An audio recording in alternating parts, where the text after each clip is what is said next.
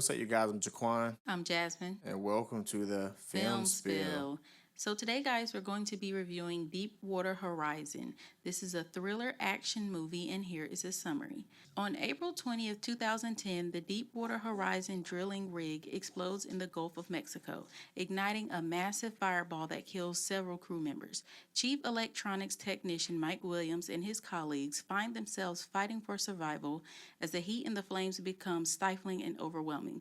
Banding together, the co-workers must use their wits to make it out alive amid all the chaos. Yeah, so the rating I'm gonna give this film is gonna be a 4. Let's get into my pros and my cons. So, very first pro, I think Mark Wahlberg did a really good job as Mike. I really like how the film opened up with real life audio from Mike Williams. I like how Mike got the real dino tooth to show his daughter. That was a cool, beautiful moment. Dylan O'Brien did really good as well. When the Coast Guards came back for the remaining crew members, that was amazing because we were hoping that these people got saved.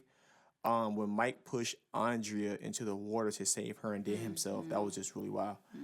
Watching the remaining crew members reunited with their families, and I love the fact that the real Mike and Andrea left the oil rig industry.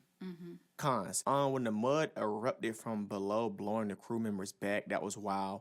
When the rig gets set on fire and the crew get injured and some of them die from the explosion. Andrea gets reprimanded when she tries to call a mayday because of authorization. It's like these people just be caring about the wrong things at the wrong time. When the lifeboat left Jimmy, so he couldn't get on, but eventually he did. But in the beginning, it was just sad when we thought he wasn't getting on.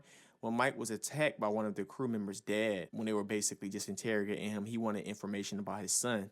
It was crazy that Jimmy still continued to go work for Transocean after all that. It's like you went through the same ordeal as everyone else. Like you really are going back. How Robert and Donald were indicted on manslaughter charges, but were later dismissed. The fact that this disaster lasted for 87 days and was the worst oil spill in U.S. history, that was just wild. But definitely a dope movie. Okay, guys, so I give this movie a 3 out of 5. This movie was really sad because, like you said, it was based on a true story and it was one of the worst oil spills in the history of the U.S.